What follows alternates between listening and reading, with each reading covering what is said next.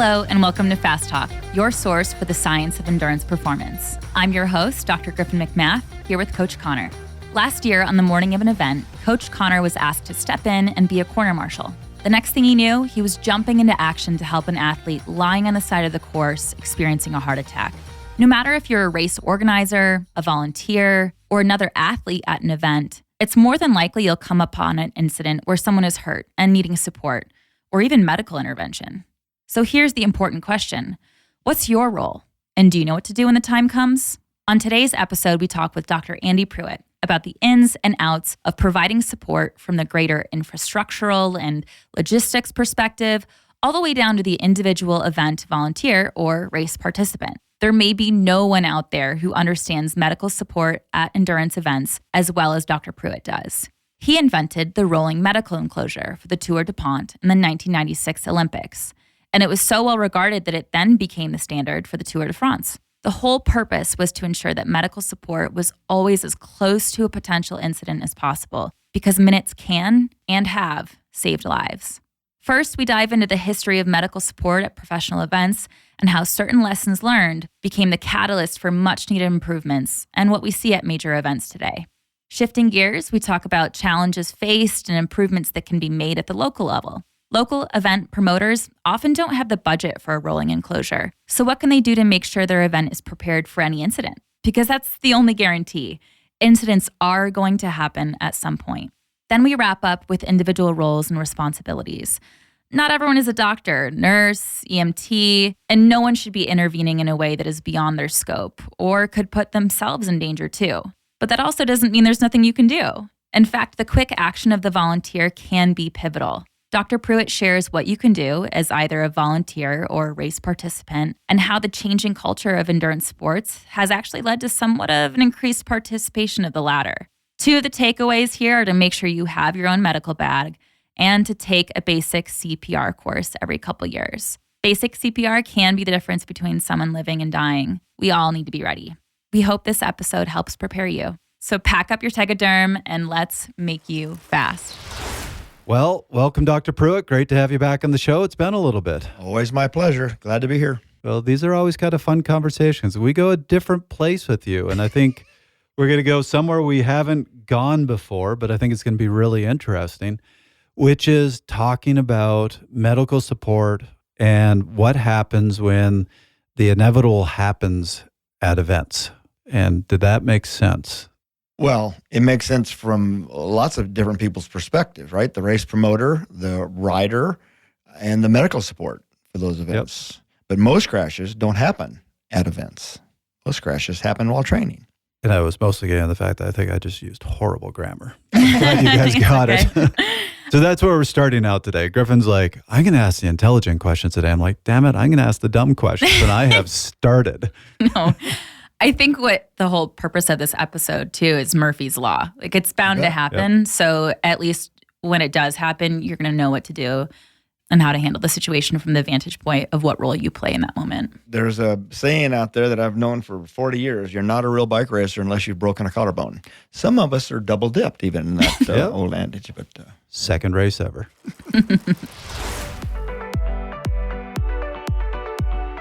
Pathways from Fast Talk Laboratories are a new way to explore concepts, master skills, and solve training challenges.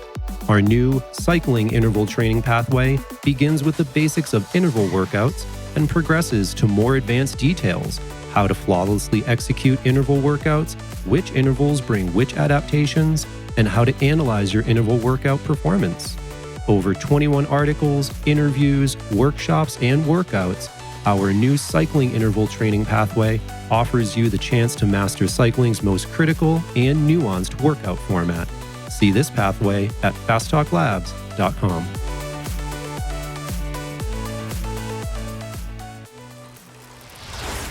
So here's the thing, though. We're going to be talking a lot about events, and some people listening to this might go, why do I care about this?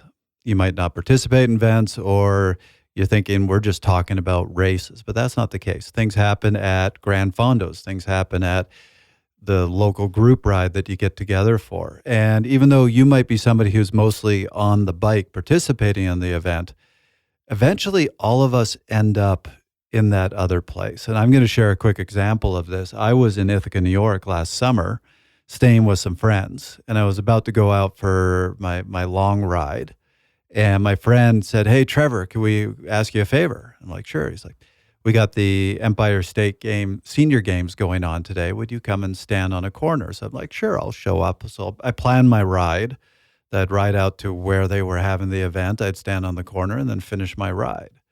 So I got there. They put me on a corner. I'm standing in full kit, trying to be a corner marshal. And as the field is coming towards my corner, one of the guys crashes. He had a heart attack. Sadly, we got the ambulance there, got him in the ambulance, but they didn't get him to the hospital in time, and he didn't make it. So it was a really sad event. But here I was, just going out for a ride. And next thing I know, I'm dealing with trying to save somebody's life. So you never know when you're going to be in this situation. So great story. Questions. Were you in any way basically medically trained? Number one. Number two, did you perform any medical procedures, CPR, et cetera? Were you armed with a radio to call the ambulance? Where was so for my mind, by covering so many events and racing so many events, it's where is the ambulance? So follow up on that story. So yeah, I'll give you the details of it. Fortunately, I didn't see the crash. The corner I was standing at, if you look back on the course, there was a hill that kind of blocked your view. So we were sitting there on the corner going, why hasn't the field arrived? Like we knew what the timing should be. And eventually went, okay, something's not right here. So walked to the top of the hill, and that's what we saw. Something's going on there. And we were trying to communicate back to the organizers at the start of the course that, hey, something has happened. They have all the different fields on the course at the same time. So even though they had an ambulance that was out there following this, it wasn't right behind. Right. So there wasn't an immediate response. And we knew, need to get the ambulance there. To answer your question, yes, I did take my certification when I was at CSU, but that was over 10 years ago.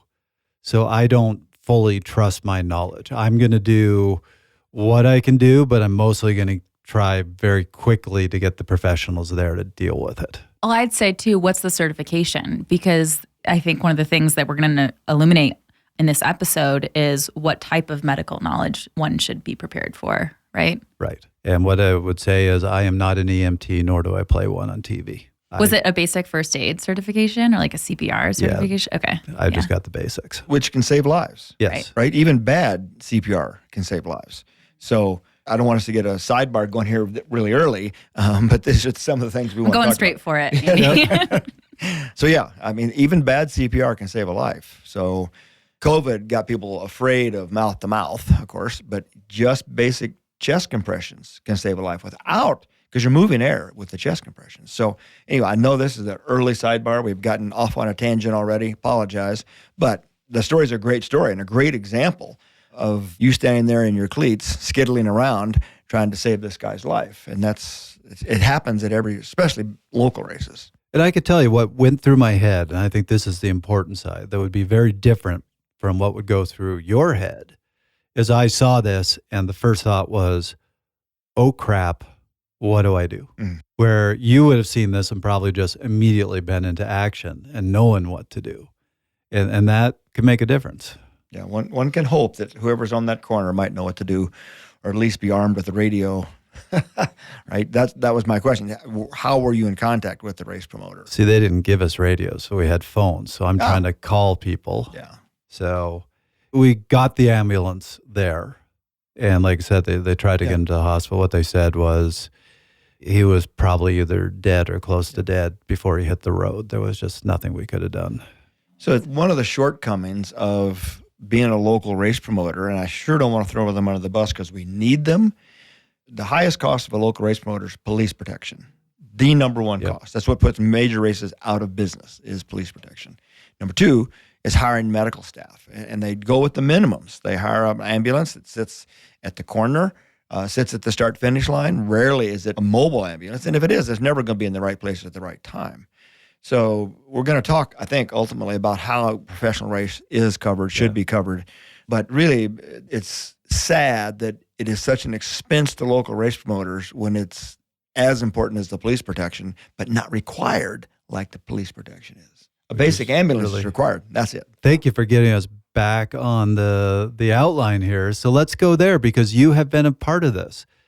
Medical support at professional races has changed pretty dramatically in the last 40 years. And I know you were a big part of that. So let's start with what was it like 40 years ago and what improvements, what changes have they made? So I, like most people my age in their 60s and 70s, were really brought to the sport by the Red Zinger and the Coors Classic back in the 70s, right? So I was then the athletic trainer at the University of Colorado and a younger bike racer, and had a loose affiliation with the race, mostly with direct teams, taking care of Connie Carpenter and Davis Finney and their teams because we were friends, local racers. And it hit me early on that this really well-meaning race medical director was a local nurse. He had good volunteer doctors, et cetera, had good ambulance. He had a good post-race clinic, but there was really not much on the road, right? It was the typical ambulance following the peloton. Now, those kind of professional races, there's only one category on the road, not multiple categories, right? Just the men or just the women. So he had to follow ambulance. And if you watch the Tour de France in those days, and there was a crash, it took 20 or 30 minutes sometimes for the ambulance to get to the crash. And it was the mentality in those days to get back on. First question you ask when you hit the ground is my bike okay? Right? Mm. And you get back on your bike and you go. So concussions were not assessed, and many things, fractures were not assessed. That was so you got back on your bike. So my career began as an athletic trainer. And for those listening that might not know what an athletic trainer is, it's not the guy at the health club helping you lift weights. It's the person or persons that run out on the field during an injury on a football game or a basketball game. And they're the truest form of sports medicine. The only people who practice sports medicine, full-time job, is an athletic trainer at the high school, college, or professional level. So my mindset, the number one thing an athletic trainer has to think about is a safe playing field, right? So I would examine football fields, I would examine basketball courts, I would examine tracks. That was part of my job. So when then I was asked to start covering bike races, I'd get on the back of a motorcycle and I would ride the course at race speed and identify the telephone poles and the potholes and all those things that were going to become a danger because this is the trajectory of a bike at this speed. So I began to look at bike races like a football game, like a basketball game. What happens when it's a point-to-point 200-mile road race? Never going to be in the right place at the right time. Right. So, make a long story short, I was invited to be the chief medical officer for the Tour de Pont, which began as the Tour de Trump, and then ultimately became the Tour de Pont, which was next to the Tour of California, maybe even better than the Tour of California, that kind of European stage race on American grounds. I was asked to be their medical director. So I went to them with a budget. And here's one of the very first changes that had to occur. They were not accustomed to paying for medical support. Everybody always it's a volunteer basis. It's a volunteer basis. They said, well, the U.S. ski team, those docs volunteer. No, they don't. So I gave them a budget, and it was for 3 doctors, 2 nurses, a physical therapist, and an athletic trainer. Everybody got a salary. I needed 2 motorcycles, and they said, 2 motorcycles? I need a follow car, a motorhome, and a local ambulance, because we're passing through multiple hospital districts, not just one, right? You could see the local police hand off as we changed a county line. Oh, wow. And the ambulances would trade off as we crossed it into another district. So I built what was called the rolling medical enclosure. The officials in those races have a rolling official enclosure. There's a head car, middle car, trail car. And the ambulance used to be behind all the team vehicles. So I wanted a motorcycle that went with the lead group, whoever the breakaway was, that was me. The second motorcycle stayed with the main peloton, and there was a lot of radio communication to make sure that the primary contestants were covered. The medical car stayed with the gruppetto, or the slower of the group on the road. The motorhome kind of leapt over the race and went to the finish city. So we had a start line clinic, we had a finish line clinic, and then a suite in the hotel. But the real key here is the rolling medical enclosure. We saved lives the very first year. There was a young Colombian kid who caught his ear on the side of a speed limit sign and ripped his ear off. And I was on him almost by the time he hit the ground. He'd swallowed his tongue. And if you've ever wondered why there's a thing in a first aid kit called an oral screw, and it's to pry open lockjaw, right? And you break teeth. You stick this thing in there and you screw their jaw open. And I pulled out his tongue. And by that time, my follow car had gotten there, who was an ER doc, said, "He's all yours, Prentice, bye-bye." And so we could catapult and take care of these people so quickly. Wow. And we saved lives. The next one, next year, you think time trial, safest thing on earth. No, the worst accidents happens in time trials because they're not looking down the road. And one of our young Americans actually had his head down and ran into a post in front of what is now the Trump Tower in Atlantic City, because he taken the shortest line between 2 points and had his head down and ran into a post. And I happened to be on that one as well. So my point is that the rolling medical enclosure was something entirely new. Medalist Sports owned and ran those races. They ran all the big races, the Tour of Georgia, Tour of California, blah, blah. And they adopted it. They saw the need, they paid the budget, they paid us all, and they adopted that race philosophy. And the word got out. Other races started to at least have medically trained people on dangerous corners, a roving medical car plus a stationary ambulance for cleanup at the start-finish lines. I had the honor of being the chief medical officer for USA Cycling from 92 to 96, which ended with the Atlanta Olympics. So I had dual credentials in Atlanta. I was the chief medical officer of USA Cycling and the chief medical officer for all the cycling venues in Atlanta. I was changing clothes a lot because you can't represent the United States if you're going to take care of the whole venue. But the Tour de France owners and race promoters came to watch the Olympics, obviously, because it was the first time pros raced in the Olympics, 1996. Right. And ASO, the owner of the Tour de France, then adopted the rolling medical enclosure. They used motorcycles early on. I think some of the old doctors that covered the tour weren't exactly comfortable on the back of a motorcycle. I could tell you a lot of fun motorcycle wound care stories, which if we have time, they're really awesome. But now you see them holding on to a convertible. So the Tour de France now uses several convertibles in the race instead of motorcycles. I did see last week, Tour Lombardy, I think it was, they actually had medical motors. So my point is the rolling medical enclosure is now the standard. It was born in America, born at the Atlanta Olympics, and is now the standard for professional road racing. Wow. Fantastic. Yeah. And I'm sure you have great stories. Yeah. Someone called great, someone called gross. No. So a guy had crashed, and my driver was a guy named Bruce Gottlieb. He's a PhD psychologist. What a concentration this guy could have. And a guy had crashed. We got him back up, and we were rolling. And as long as they're holding on to the medical motor, you can advance them back to their original place in the race. So he's hanging on to Bruce's shoulder. We're going down a descent through the Allegheny Mountains, high speed, and I'm scrubbing a wound and putting on burn netting on his knee. We get to the flat. Anyway, we were taking him back up to the race. His wound's all dressed. And I said, Bruce, that was great. And he goes, he says, I'm shaking. I said, why? He goes, I've never done that before. So here's my driver that I had all this confidence in that took us down this high-speed descent with a rider holding onto his shoulder, and I'm leaning off the bike, scrubbing a wound. So anyway. Wow. Here's how I know you have a lot of field experience, because a couple of years ago, you showed me this horrific picture of a bone break where I was, I'm not a queasy guy, and I was sitting there kind of going, trying to hold it in. You're like, isn't this cool? Well, yeah, I know that was either Taylor Finney's compound fracture or Chloe Duggar's compound fracture. Chloe's. I was wondering if you knew. And it was, you said, this is Chloe's leg, and I was just looking at it going, that's a leg? Who was on the podium yesterday in Europe. So, Percy, remind me, do you remember the mechanic that we had for Team Rio Grande, Alex? Yeah. Alex had done 2 tours of duty in Afghanistan as a medic. So he has seen everything. If you remember, there was that huge crash at Hilo where like 70 riders went down in a high-speed descent. And race managers were trying to walk through it and like getting sick from looking at all the carnage. I just remember Alex walking right through the middle of it, stopping, looking down and going, ooh, a finger.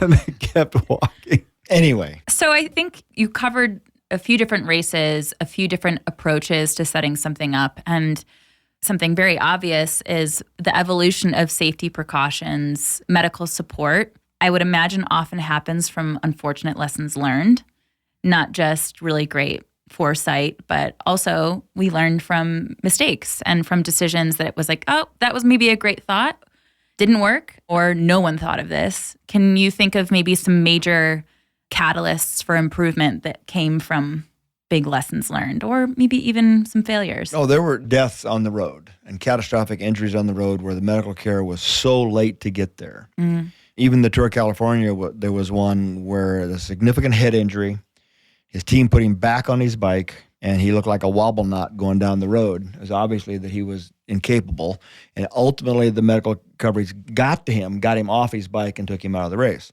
But that was historically, that was pretty common. The team would just get him back up on their bike. Mm-hmm. God, we got to hurry because the medical guys are coming. They're going to pull him out of the race. So by having more medical support, guys that are living in the moving peloton, the team support, get to know these guys. We're knocking on the windows, we're talking, we're sharing lunches, we're rolling along.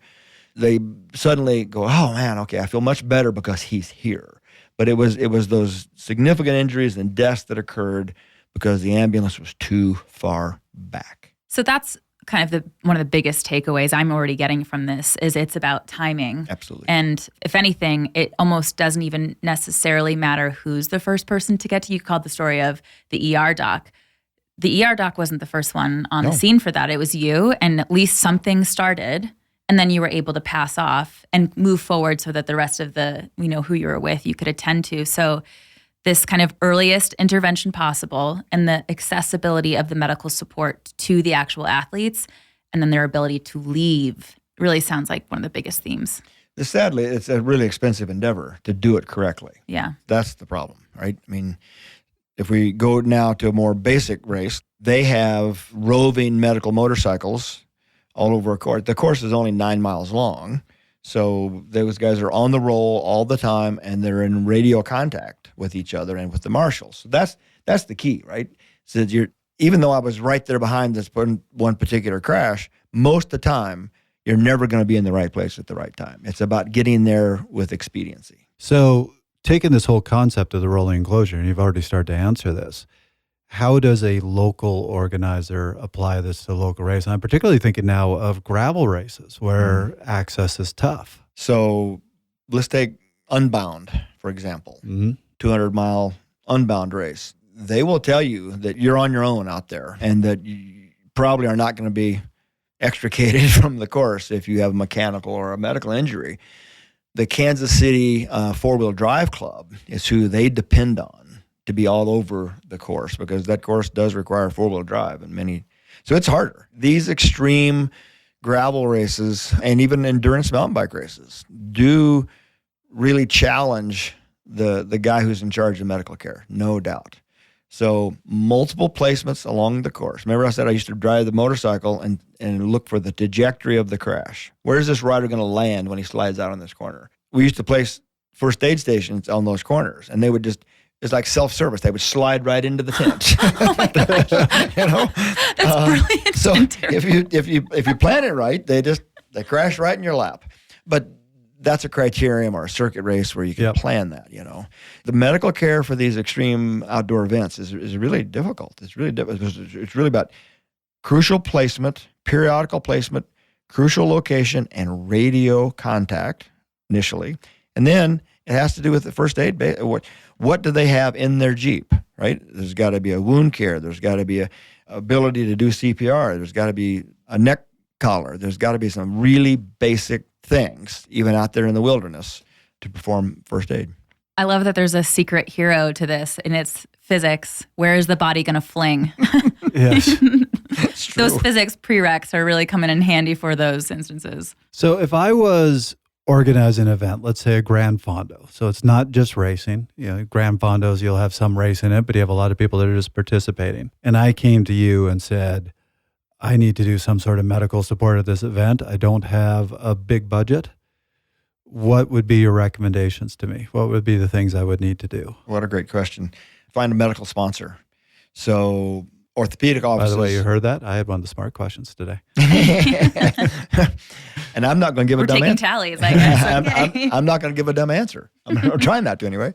Find a medical sponsor. So many orthopedic offices now are wanting to attract a sports medicine crowd, and they're willing to provide either a budget and or physicians, athletic trainers that they employ to cover those events. When I kind of got out of the event coverage business, Tour California, for example, they went to a large hospital chain, and the large hospital chain came in as a sponsor of the race, and part of that sponsorship was providing the rolling enclosure, the vehicles, the staff, all those things. If it's a local event and you can't attract a physician office or a local hospital, there are now freelance event first aid companies that you can hire, and they arrive in what's typically a van or sometimes an ambulance that's been retired that they've not converted to their rolling first aid station. And they provide usually an EMT, which is the most common race coverage at this point locally, are EMTs or athletic trainers. So you've got to find somebody who's willing to take that responsibility and understand the sport, understand the course, and have appropriate first aid. I'm not even going to say certifications. I'm going to say skills. What do you think the budget ranges from like a local race to Olympics for medical support like this? For a local race promoter to spend $1,000 for a full day, that's stretching their budget. They have no money. I mean, local race promoters are angels for the sport. They're really not in it to make money. And the police coverage is required, and that is the number one expense. So, yeah, I think you can probably get an ambulance and 2 EMTs for $500, which is going to be your minimal coverage for a day-long event. But as you pointed out, if you have hundreds of people out there on Right. the course at all different points on the course, the ability to cover that. And that's what's kind of, you're stressing me, like $500. I'm like, that's not enough. Yeah. No, it's not. Like, there's no way. Oh, no. Medical coverage is it's expensive to do it right, and therefore it's still, even today, knowing what we know, is typically not done right. The more you measure training data, the more important understanding it becomes. In our advanced performance data analysis pathway, we move beyond the basics to explore more complex data analysis. We help you navigate complex techniques so you don't get lost in the numbers. This pathway features Tim Cusick, Dirk Friel, Armando Mastracci, Coach Dean Golich, Joe Dombrowski, Trevor Connor, Dr. Stephen Chung, and me, Ryan Kohler. We also explore advanced features of WKO, Training Peaks, Exert, and Intervals.ICU. We use the term deep dive a lot around here, but this is our deepest dive yet into performance data analysis. Follow our advanced performance data analysis pathway at fasttalklabs.com. So let's talk about some of the things that organizers can do. And I'm going to throw out one, which is be preventative. You might be a race organizer who's done a lot of cycling and look at this one particular hill or corner or whatever and go, oh, that's exciting. Let's throw that in. That's going to be a lot of fun. That doesn't mean that everybody who's participating is going to see it the same way or be able to handle it. I think of one horrible tragedy where there was this great event in Ontario, but they decided to have a descent on the biggest, steepest hill in Ontario, Canada. And a lot of riders up there don't know how to descend because it's just not a hilly place. And this poor woman, it was a Grand Fondo, wasn't ready to handle that descent. She went off the road and she was paralyzed. Oh my gosh. So they didn't do a descent like that again in that course. But that's sort of things you look at of, I might be able to handle this, a pro might be able to handle this, but what about all the other people in the event? Maybe this isn't the best idea to have this on the course. Yeah, you can have mechanical failure. Even if you are an experienced bike handler, high-speed front-wheel wobble is something that actually occurs above 50 miles an hour in a lot of bikes. It's that one time where you think, okay, I'm going to let her go. And I want to hit 50 for the first time in my life. And all of a sudden your front wheel starts to wobble and you can't ever get it back under control. So, yeah. So prevention, it's having good mechanical gear. And it sounds like route choice of the actual race organizers. Oh, absolutely. I have a question. When we talk about prevention, something to me that's glaring that, we've talked so much about race organizers in the medical sport. I'm thinking about this from someone who's training for my first endurance race, and I still have to register, so I have no idea what comes in a packet or what that looks like. How do you educate the athlete of, if this happens during the race, this is what you do? I mean, you talked about rules of reentry. a little while ago, and I thought, I didn't even think about that. Am I allowed to get back up and move, and where would I go? So how do we educate athletes prior to race about what to do? There's usually a blurb in the, we used to call it a race Bible, which was a multi-page thing that covered all such incidents, rules, and et cetera. Now it's usually the race flyer that says medical care will be provided at the start-finish line. Yeah, but what is that like? And do people even read these things? So what are common? I did. Yeah, I but always read Trevor, the Bible. you're so great. You read between the lines. You do it all. But I'm a person who cooks, and I'm like, I know better than whatever. I don't read directions, overrated. So, are there certain things that should be common knowledge? You can't hold a race that's certified by the USA Cycling without medical care at your event, and they have some basic requirements for them to give you a certification for the race. Gravel races, one of the reasons they choose to hold a gravel event is that they don't necessarily have to have certification from USA Cycling, and they don't have to buy the insurance that's provided by the federation. I guess I mean like from the athlete's perspective, because I see videos of people cycling and an accident happens and everyone behaves differently. And it's like there's no cultural standard in so many of these videos. Some people get back up and plow right through when someone next to them is bleeding out. You're right. It is very cultural. Certainly when I was racing, there was a hard man's attitude towards it. What I learned was you hit the pavement, first thing you do is check to see all 4 of your limbs are working. If they're working, get back on the bike. It was just that simple. And as you said, you had people that were concussed getting on their bikes and wobbling down the road. And I would be lying if I said I didn't get on my bike probably a bunch of times where I shouldn't have. So maybe part of the answer here is you need people that can help the rider make the choice. And that's the thing. If the ambulance is far away, that rider might already be deciding if they're going to get back on their bike or not before the ambulance can get there. So if there's race officials, if there's other people there, they should have some basic knowledge of be able to assess somebody to say, it is a danger for you to get back on the bike and keep racing. Grand Fondos, gravel races that are races, they're timed events, but they're more of a participatory event. So I remember going to the line at Unbound 2 years ago for the 50-mile race, and I looked around and said, oh, there's 300 people at this line. There's 20 of us that think we can win, right? So there's 20 of us that are actually racing. The other 280 would stop. You know what I mean? Yeah. If you're a participant and somebody is in danger, they're going to stop because they're not really worried about their finishing time. The first 20 guys probably aren't going to stop. That's such a good point. So now we're talking about the ethics of and what you're there for. Because if you're the one hurt, you can re-enter the race where you were. Well, you can't re-enter the race where you were. If it's a professional race, you can hang on to the medical car or medical motorcycle, and they will keep you in the race. Okay. But without that assistance, nobody's going to helicopter you back up to where you were. You I misheard you earlier. I was like, that's surprising. You got to get up and chase. Okay, yeah. All right. But there is, and I think I know where you're going with this, and it's hard to do. If you are a participant in the race and something happens, somebody's potentially hurt, somebody's got to stop. Yeah. Somebody's got to stop and help. And there's that assessment of, am I somebody who can help? Do I have the necessary knowledge here? But it can be hard. The adrenaline's going. You want to keep racing. You paid to be at this event. It's hard to say, I'm going to sacrifice my event because that person's lying on the road and I need to help them. But you need to do that. And I can give a example from 2 weeks ago where I went on one of the local group rides. And there were organizers for the ride. So there was meant to be a ride leader and a guy at the back who was following. As we're heading back to Boulder, of course, they got into racing. As a matter of fact, it was the ride leaders who were splitting up the field. And this wasn't a medical incident, thankfully, but this woman in the group got a flat tire.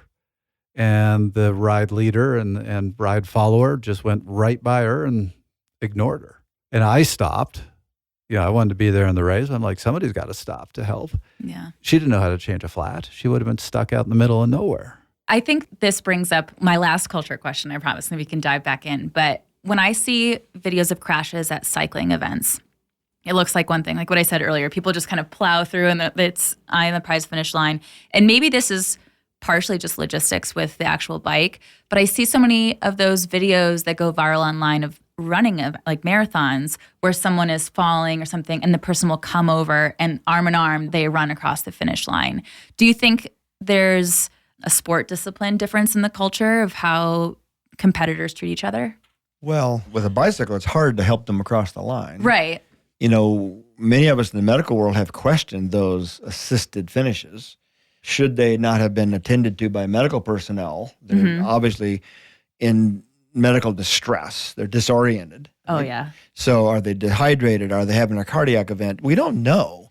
So that good sportsmanship may have prolonged the time before the medical care was actually performed, right? People probably don't even think about that. They see the course videos. not. They're like, I oh, this wouldn't. just makes me feel good. I'm a different person when I have a number on. I Yeah. am a totally different person when I have a number on than I am sitting here being really smart about all this. What a quote, Andy. We're going to pull that quote right there. I'm a different It's person true. when I have a number on. It It's is true. hard to stop. And the thing that's different about cycling that does impact this, and it also impacts how team managers deal with when one of their athletes crash, is the peloton, the drafting effect. If you go down and it takes you more than 30, 40 seconds to get back up, you're never catching the peloton. If you're a minute or two off of that peloton, you're never seeing it again. Your race is over. So you just get into that mindset of if you crash, you get back on that bike as fast as you can. That's not the case in a marathon. You might be a little bit slower if you stop for a minute, but you're losing a minute. A minute in a bike race is done. That's where you got to have such great mental game, I feel, because otherwise you see the videos of people get pissed and throw the bikes like, why do I even get back on at this point type of thing. Yep. Wow. Well, thanks for taking me down a culture lane, guys.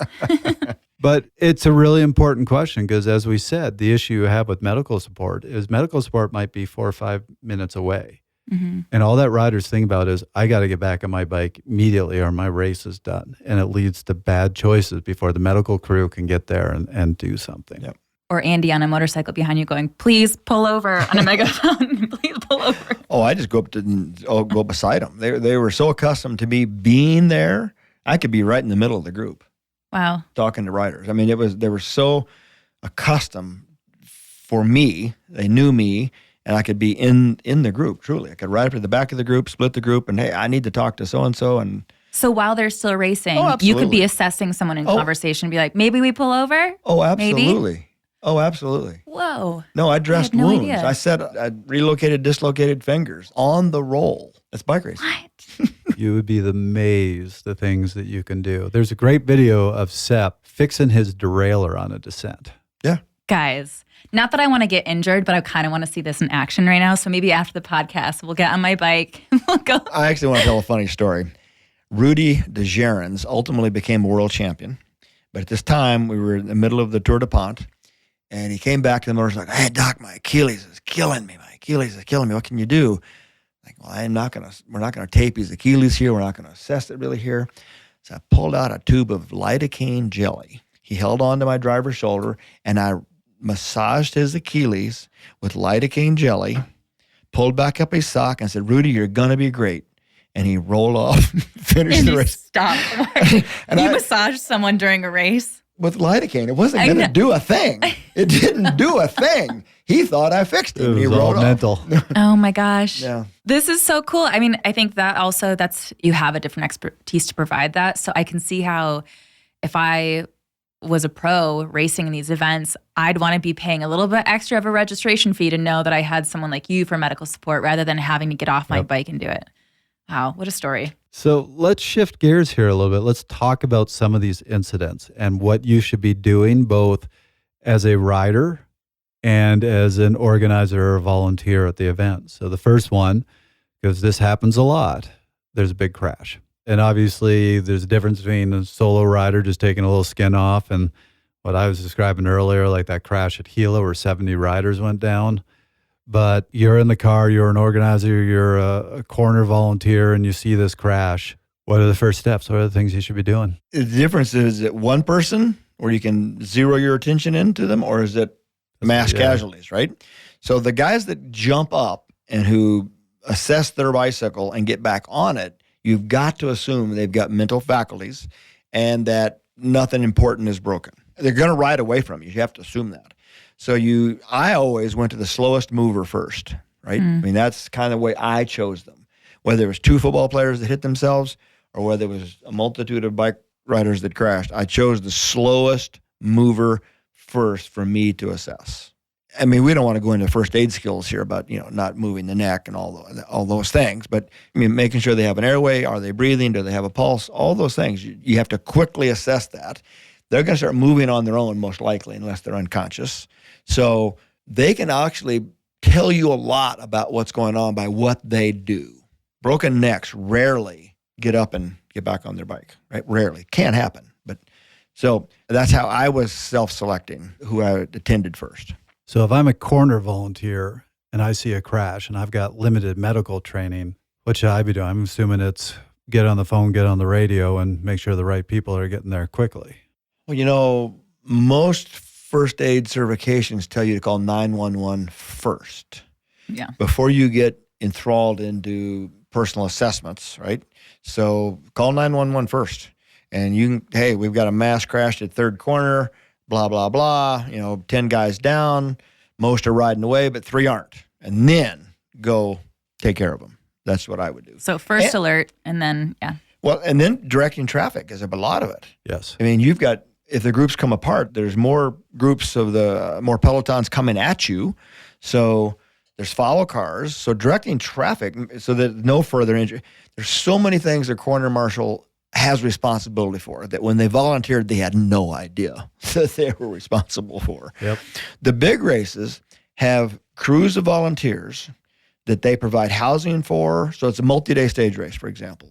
Tour California, Coors Classic, blah, blah, blah. There was a bus that moved the volunteers from stage to stage. You had locals, yes, but most of these were professional volunteers, professional corner marshals that were moved by the race, housed by the race, fed by the race, and they had a course map and an assignment, and they were dropped off at their spot and picked back up and moved. That's the way you do course marshals. Not everybody can do that, right?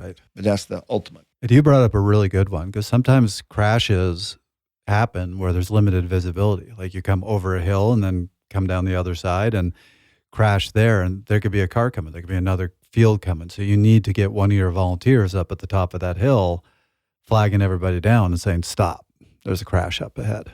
One of my second or third bike races ever, and I still ride with this guy, crashed in front of me, and I rode over him.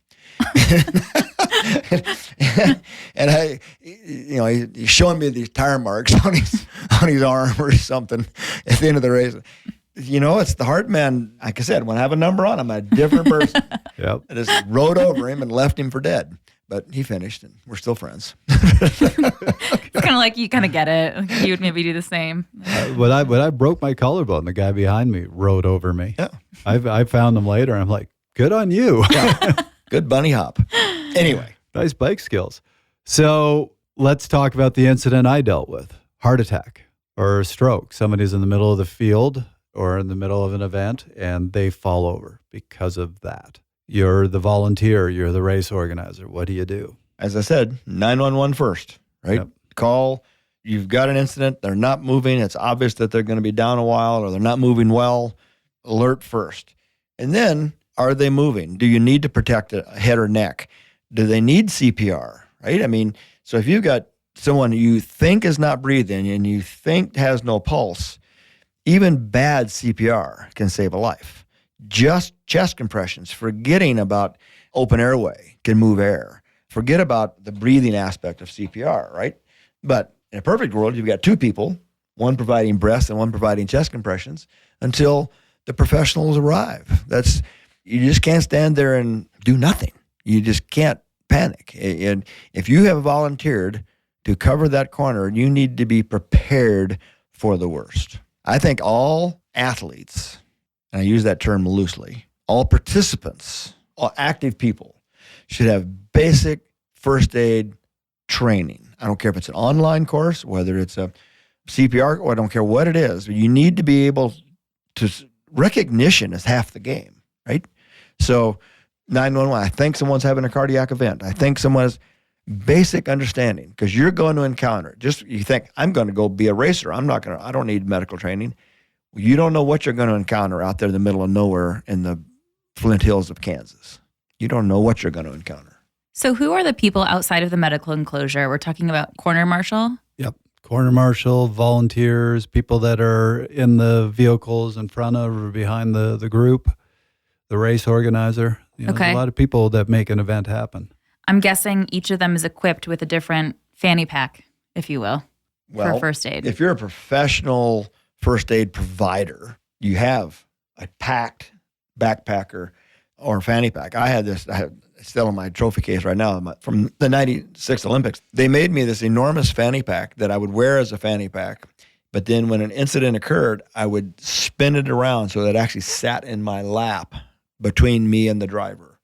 And that's how I would administer first aid out of it. But it had everything in there. In the saddlebag were my defibrillator, my oral screw, my things that I'm going to need. And so when a crash would happen, I would run to the athlete with my fanny pack, and my motorcycle driver would bring my danger bag out of the saddlebag. Again, that's the gold standard. Okay. That's not going to happen at the Boulder Roubaix. So let's talk about another type of incident, and look, this is where I could tell a bunch of stories. There's an incident with a car, with a driver, either a car on course, car doing something dangerous. And, one of the stories I can tell is there was this weekly crit just outside of Boston that I used to volunteer at. It was on Sunday mornings, fairly well-known crit. And it was an industrial park. For the most part, everything was closed, except there was a fitness club there. And we had 1 week where the whole peloton's coming towards the driveway for this fitness club. And there's a woman pulling out of the fitness club, and she's very angry about this bike race. And she was getting ready to just pull out in front of the entire peloton. And I literally had to jump onto the hood of her car to stop her from taking all these riders out. No cure for stupid. Yeah. The other quote we'll pull. We called them civilians on course. And that was an alert that meant there was somebody unassociated with the event on course. Professional races close the entire road. Yep. Local races can only control one half of the road. So we have the yellow line rule, which doesn't let riders go over the yellow line onto oncoming traffic. But even then, you will get a civilian in the race by accident. There's nothing a corner marshal or a first aid guy on a motorcycle can do about that. They've got to sort themselves out, and they typically do with police help, sort themselves out. But like I said earlier, majority of cycling crashes occur in training, don't occur in racing. So I think that you might encounter a downed cyclist while driving, right? So all those same rules apply. 911, then assess. I think we're going to get to this, but when does a rider report to an ER? When does an athlete report to their physician? How do we sort through those things? But we'll get there, I think. Yep. Any other incidents that happen in events that you can think of that anybody who's a volunteer or a race organizer needs to be aware of and needs to know what the steps are to handle? Well, there's always the question, should I transport an injured athlete in my personal vehicle? And the laws vary from state to state, but usually there is a Good Samaritan law covering any non-medical personnel who was attempting to provide first aid or transport. So if you don't mind getting a little blood on your leather seats, I do think that if you encounter someone, especially in the countryside, that is crashed and in need of help, that you should not be afraid of transporting this person in your personal vehicle. So that's just a sidebar that I think is important. Good. So let's go to what it sounds like you really want to cover, which is now let's talk about you're the rider, you're the participant in an event. And yes, when you go to that really big race like the Tour de France or Tour of California, you're going to be well covered. You don't have to worry about that. But let's talk about people going to smaller local events. Let's say you're going to that gravel event where, there's limited medical support there. They can't really get onto a lot of the gravel trails. So you're kind of on your own. What do you need to do? What do you need to bring with you? What do you need to be careful about?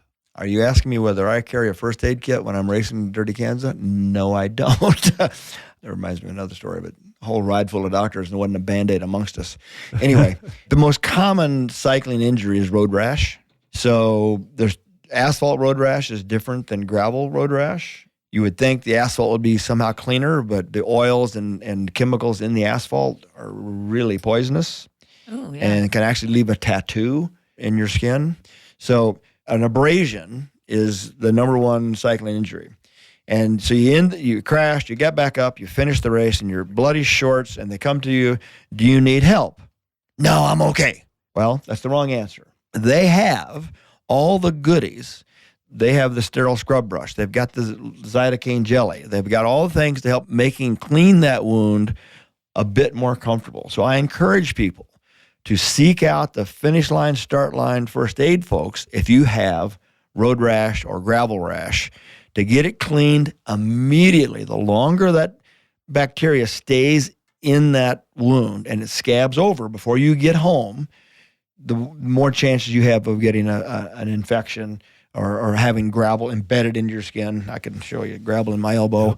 So really encourage people not to be so stoic about their road rash. They're embarrassed, their butt's hanging out of their Lycra. No, you should get it cleaned as soon as possible, especially if you got a long drive home, right? The other ones are collarbones. Many times, you're not sure whether you've broken a collarbone or not, right? The periosteum can hold the pieces together. It can function fairly well. If there's any doubt about it, I encourage an x-ray. I know emergency room visits sometimes can be long, they can be expensive, but diagnosing an occult fracture, kind of a hidden fracture early on, is going to save you time in the long run. So a mid-shaft collarbone fracture, the proximal and distal ends are a little bit different. The distal end is close to out to the tip of your shoulder. And the hands-on exam is going to say, I think you've got an AC separation. Well, many acromioclavicular or AC joint separations have a comminuted distal end of the clavicle fracture as well. They can be addressed similarly, but maybe they shouldn't be addressed similarly. Proximally, more toward the sternum, the sternoclavicular joint, when it's injured or dislocated or fractured, becomes a nuisance for the rest of that patient's life if it's not addressed appropriately. So I just don't want to I broke my collarbone. I'm now an official bike racer. No, it's not that simple. Welcome to the club, dude, but make sure you get assessed, especially if it's not so obvious of a fracture and it's at one end of the clavicle or the other. Yeah, immediately. The healing is very different. So if we think about abrasions being the number one, collarbones being number two, hematomas on the hip maybe are number three, that are really, really, really undertreated. The most undertreated injury in cycling is the hip hematoma. And for the listeners, a hematoma is basically a isolated pool of liquid, mostly blood, but not always blood, that accumulate between the layers of tissue. And if you get to a hematoma quickly and compress it and you can squeeze that fluid into the other tissues, it's going to resolve rather quickly. But again, a lot of us think, I got this big bubble on my hip. I'm going to ignore it. I'm a tough guy. It'll go away. No, you want to seek medical attention for that hematoma. I've seen them become infected. I've seen people get septic from hematomas, especially if there's an abrasion on top of the hematoma that they can translate with each other, communicate with each other. I really do encourage draining of hematomas initially. The longer that fluid stays between the layers of tissue, the more likely it is to kind of scar itself in like a pearl and stay in there in this thickened scar tissue between the layers. And for women, it's very deforming. It really gives them saddlebags. It's deforming on guys too, but we don't tend to care as much. But so if you've got a hematoma, you've got this jelly-filled kind of sack of fluid on your elbow or on your hip, they're the number one unaddressed injury that need to be addressed initially, early on. You said a couple things. First off, the asphalt tattoo blows my mind. I didn't know that was a thing. You said something, and Trevor caught me cringing over here, the collarbone.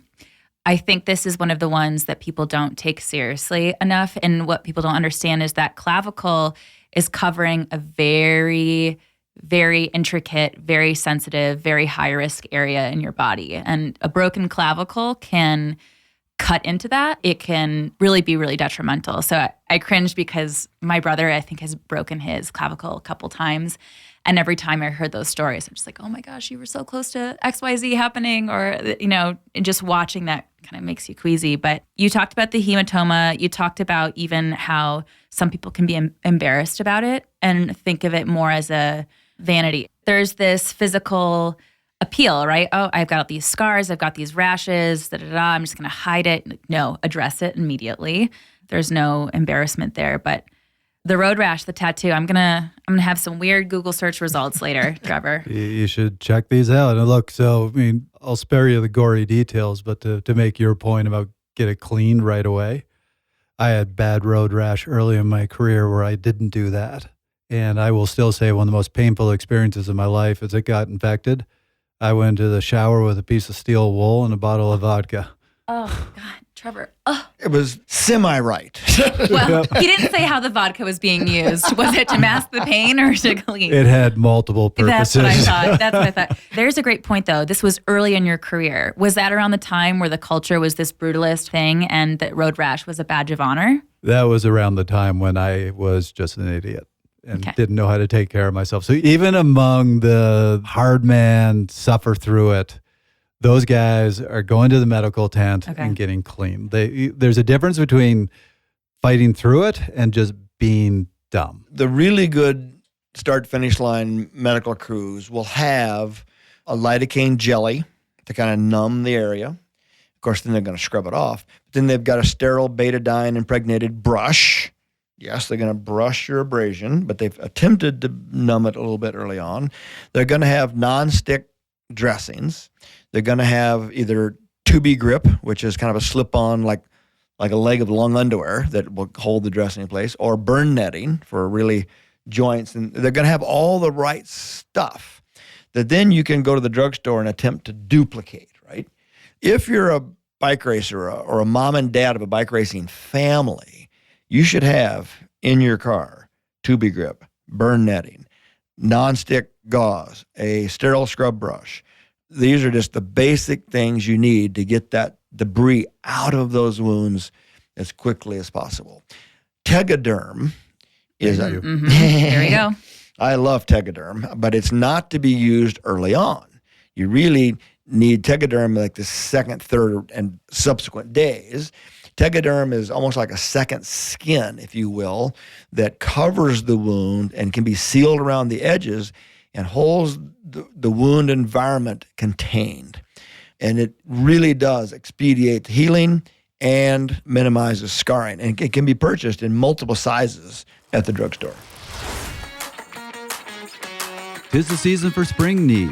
As sunshine and spring weather inspires us to ramp up our riding mileage, our knees don't always keep up. If you got knee pain, we have the solution for you. Fast Talk Lab members can follow our knee health pathway, featuring Dr. Andy Pruitt. See the introduction in the knee health pathway at fasttalklabs.com. So I have kind of one last question for both the race organizer and then the athlete that I would love your thoughts on. From the perspective of an athlete, what's one or two low lift things that they can do to be more prepared, that aren't going to be super expensive, that aren't going to be a huge effort? What are a couple low lift things that they can do immediately that is going to change their ability to be prepared for a medical event? You talk about the rider and or the event organizer? Both. Because I think they're both very similar. All right. One is your minimum basic first aid and CPR training. Okay. I don't think anybody should be out there attempting to be an athlete without it. Juniors tend to do stupid things. They're really strong, they're fast, but they tend to do silly things, and they're going to knock each other down. And your coach or parent are not always going to be close. So I think for a parent to make sure that their 12-year-old and older has some kind of basic recognition medical care. I was a Boy Scout early on, so I was 8 or 9. I was shown basic health care. So that's number one. And that goes for both racer and the event organizer needs to be looking for that medical sponsor that's either going to come through with a budget or with staffing and expertise. It's so silly because it's a self-fulfilling prophecy, right? If an orthopedic group sponsors a bike race, they're going to get business out of it, Yeah. right? They're going to become known as the guys who care about bike racers. Even if you don't get it that day, it will circle back around. It's well proven that orthopedic groups that sponsor bike races and bike teams are well reimbursed and much cover their expenses. For the rider, you should have in your car a first aid bag.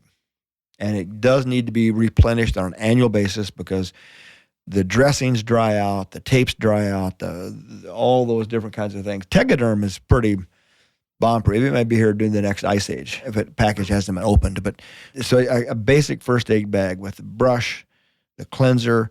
If you can talk your local doc into giving you a tube of 5% lidocaine jelly, not ointment, jelly, very different. So you can have that in your bag. Those are crucial things. A sling, wow, just sling. You know, a lot of gravel riders use bandanas now, and I've seen 2 bandanas tied together to make a sling. Unbound has pretty good medical support. So let's say you're relative. You're at one of those local gravel events where you find yourself out in the middle of nowhere, or even worse, you're just out for a ride in the middle of nowhere. You crash. You can tell that this is more than road rash, more than a little bit of pain. Something is wrong, and you're on your own. What do? Hopefully you took your phone. I mean, I don't know many people that don't train without a phone these days, and hopefully you're in cell phone range, right? I mean, you've got to crawl up to the side of the road where a passing driver can find you, call 911, call your parents, whatever. There are actually helmets now equipped with crash detection. There's watches that are equipped with crash detection. They've got an accelerometer in them, and they can they know when you've dropped it versus when you've crashed. Right. So there are ways to alert family. Like Garmin does that. Unfortunately, it's called my mom a couple times now. I was just about to say, I feel like Garmin is the go because when you're in places that don't have service. I just wasn't going to mention Garmin. I just wasn't going to give them the free.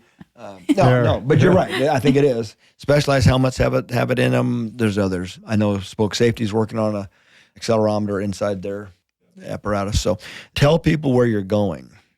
So I set off on a solo gravel ride for my mountain house. It's going to be a 5-hour ride. I was going to be up on the Waterboard Road in Grand County. So I'm in the middle of nowhere, right? And I decided I was tired, and I was going to take the first descent back to the valley floor. And I turned left on this gravel descent and ended up being so steep. Lost control, ended up in the ditch. It was dead end anyway. I'm at the bottom of this ravine, fatigued. Nobody knows where I am now. I mean, I'm off my... I hiked back up.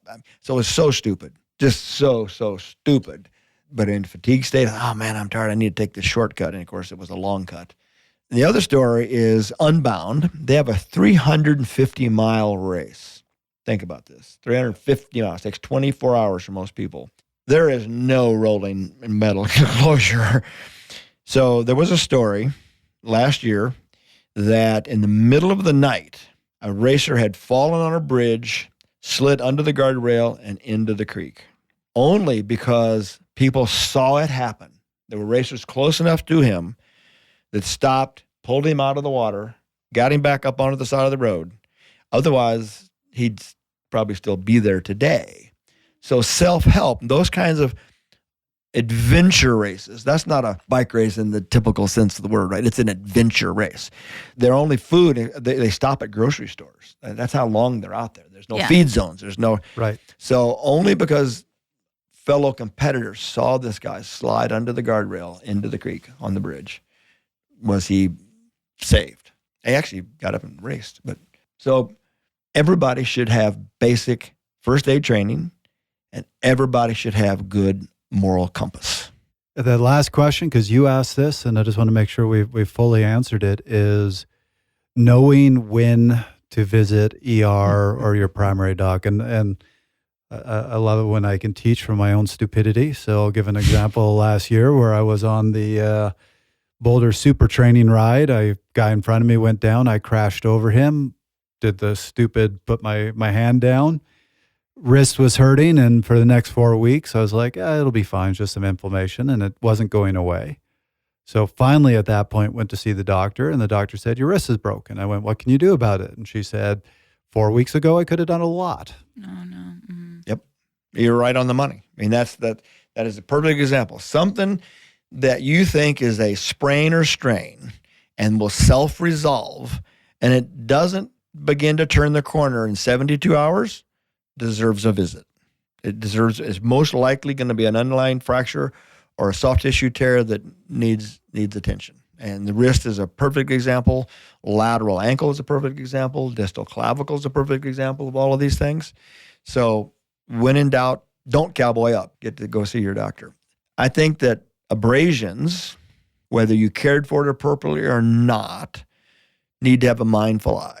Fever, nausea, night sweats, lymph gland swelling, neck, armpit, groin are signs that you ought to be thinking about an infection that's downstream from those swollen lymph nodes.